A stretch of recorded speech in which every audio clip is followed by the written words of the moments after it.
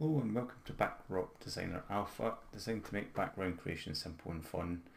Now, if you've just got this and you don't know what to do and you see this weird cloud, that's basically because you have cloud 1 selected at this point, and you basically just start drawing with these. Right, and as you can see, dotting them down just with a single click.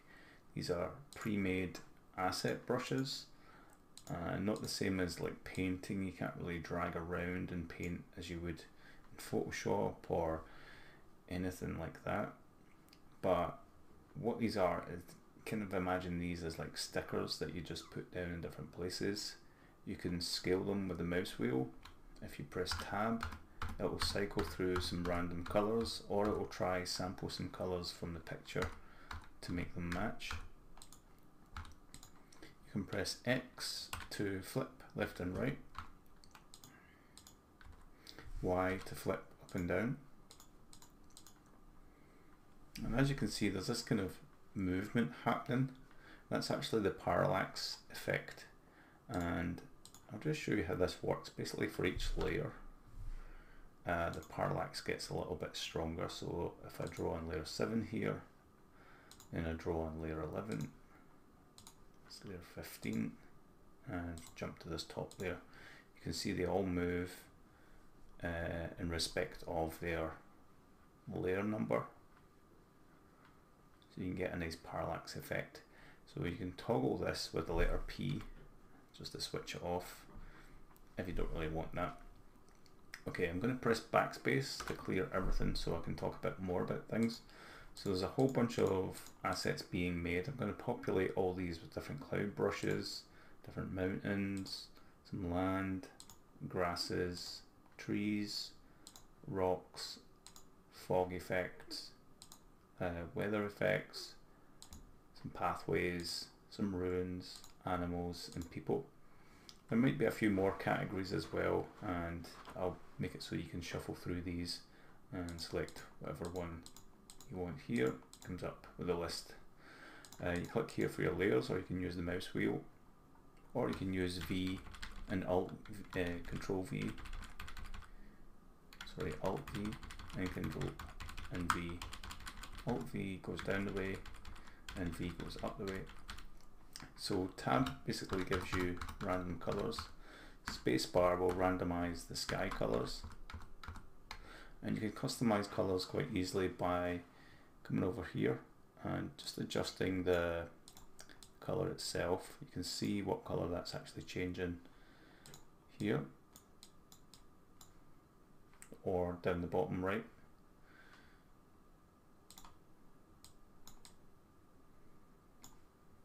Okay, that's quite nice. So just click a couple of times and that's you got an instant sky. Now it might not tile, so if you actually pan to the right and left, you can see it looks okay, but down here it doesn't look as good because the way it draws them. So just ignore that. You can always go over it with more clouds if you're worried about it, just to help hide that gap.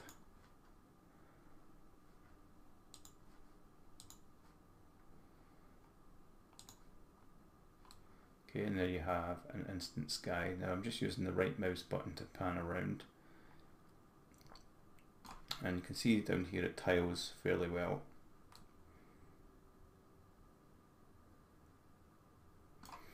Okay, you can add some mountains on a different layer. So I'm just going to press tab and let it cycle through the colors. Now you see up here next to tab there's 3 little dots. So the first dot basically means it's chose completely random colors. The second dot, it's tried to shuffle or make some colors between the sky gradient, somewhere between these two, and make them all kind of get something random there. And the third time you click it, it samples some colors from the scene. And it also mixes up some of the strengths and values. Might not be 100% accurate that because it's sampling some grey tones I don't quite see. So maybe it's just catching the border there. But still a work in progress. So I'm just going to lay down this mountain. Let's put that a bit further away.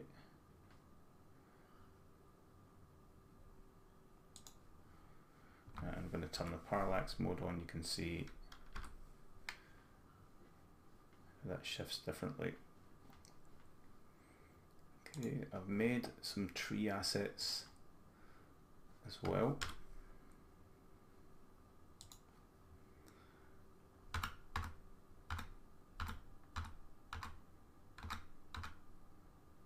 Quite like this, and as you can see, that shifts around. Okay, so I'm just going to do backspace. So it's important to start in the bottommost layer, or at least a few layers up. When it starts, it will be in layer 4, just in case you want a little bit of room to add more stuff to the backdrop. So layer 0 is mostly kind of sky stuff. So you're going to start with clouds. Okay, you can press 1 to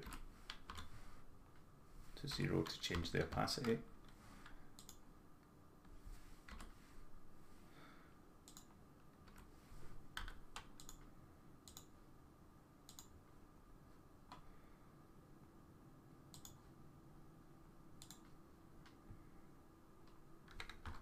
Tab a few times to change the color up. I'm going to choose some different clouds. Just tab a few times.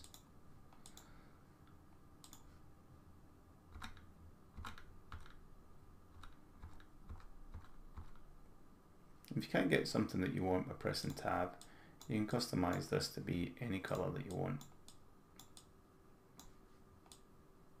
You can also play with the strengths of each tone and the blending mode. This kind of goes between a soft blending and a harsh blending, so you can use these sliders.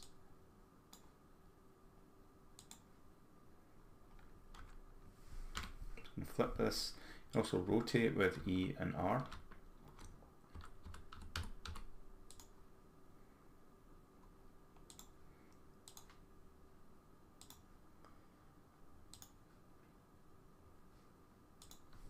And if you hold down Alt, you can pick whichever color is currently selected.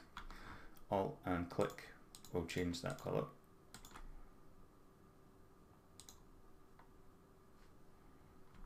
You can even pick from other colors. Change the opacity.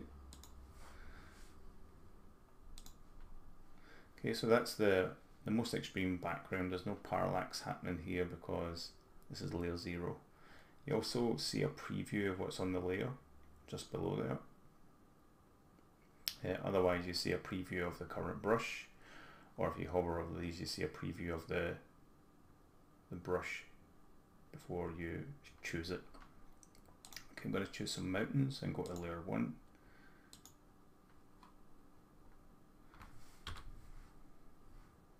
Press tab a couple of times, change the blending a little bit more of a solid blending.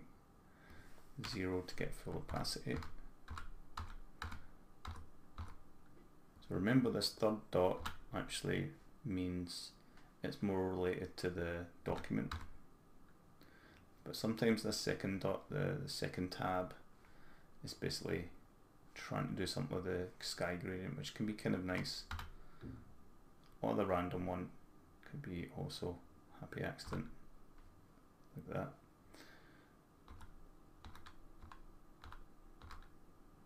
Quite like this one. I'm going to bring this way down the bottom. Now if you click within this line here, you can still brush, but if you come out of that, you can no longer brush with the current brush. You can no longer stamp it down unless you hold down the top left key.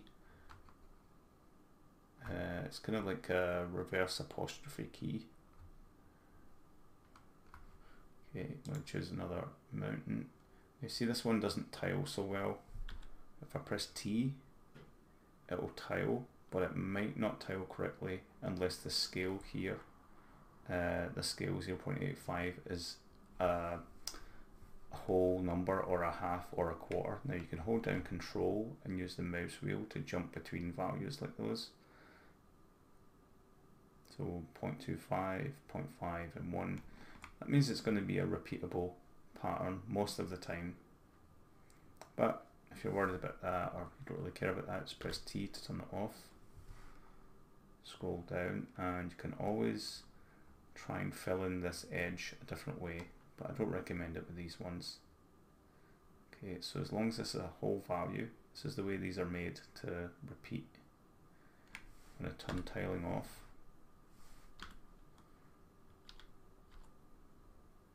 Place that down a lowish tone.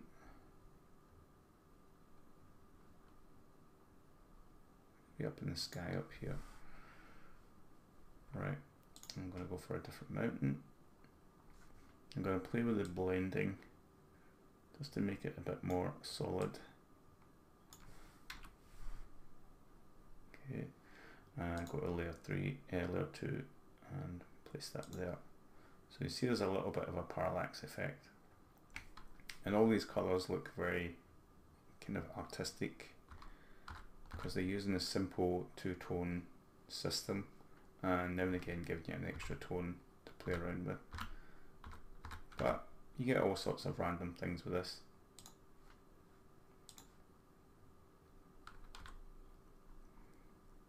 Even putting in a big foreground mountain.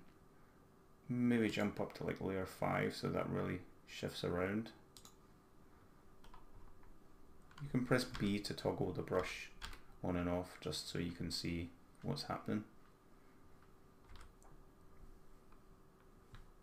Okay, that's pretty cool. Let's add some fog just in front of that.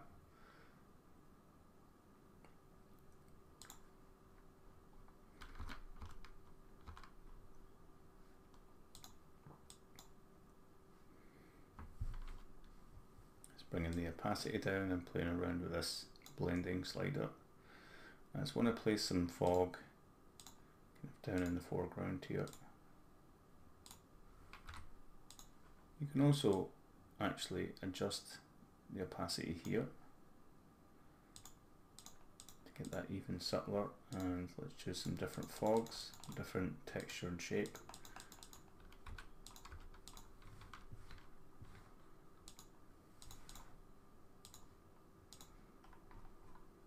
Okay, now I'm going to move to even higher layer and choose one of these trees. Now I do have this big tree here. I press tab, let it pick some colours, and it's kind of a hand-drawn style. So this would be the outline. This is whatever's guided by the red tones. This one guided by this one guided by the blue tones, as it says there, so any blue tones in the original image.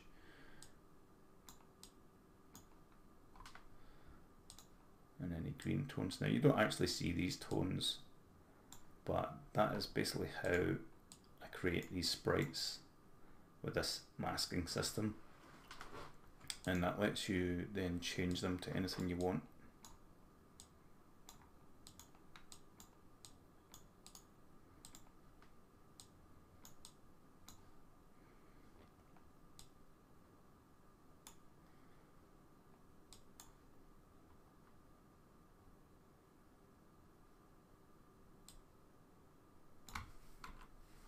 Okay, I've got solid blending now. I've put my opacity way up and I've changed this slider to more of a solid blend.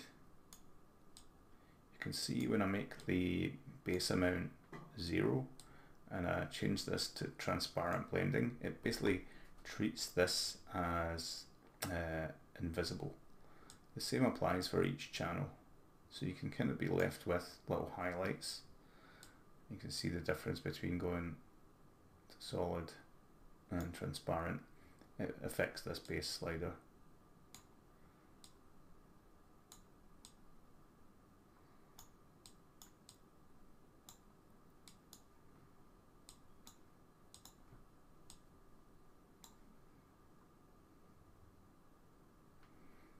So I'll go to an even higher layer. Okay, I'm on layer 9. and I click this down, you can see how it moves around. Now I'm going to move it even closer to us by moving to a higher layer. That's much better.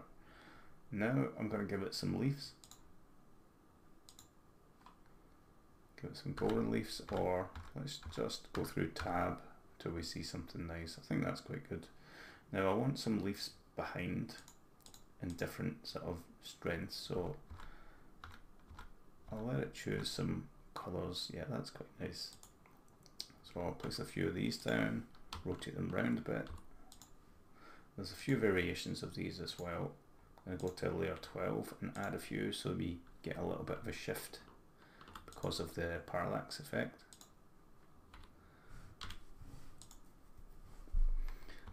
Tab a couple of times just to get a little bit of variation. Let's go to layer 13. It's quite nice, that one. And this one is actually the same layer as the tree, so I'll just put a couple down.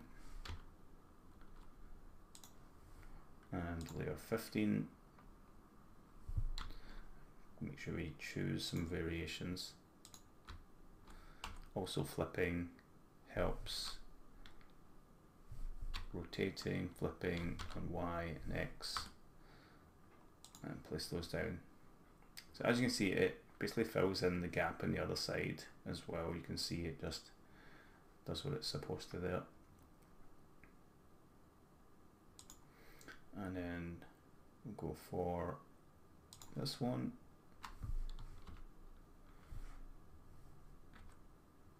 And I'm going to place that up the top, just like that. B to toggle the brush. Now I can hold down the right mouse button and have a little look around to see kind of what it's made here. See, there's nothing much on the ground, so I could try to add some things. I'm going to press P to turn off parallax, that way I get everything static and not shifting around. I can go down to like a base layer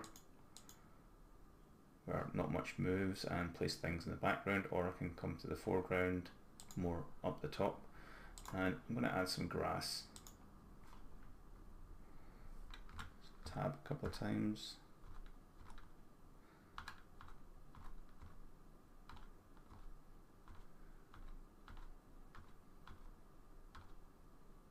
Okay, that's quite a nice one. And I can use the top left key in the keyboard to place some things, you know, further down here. X to flip that round. I'm going to change the color of those little blue dots to yellow. And I'll place some of these around as well. And I've got some base grass.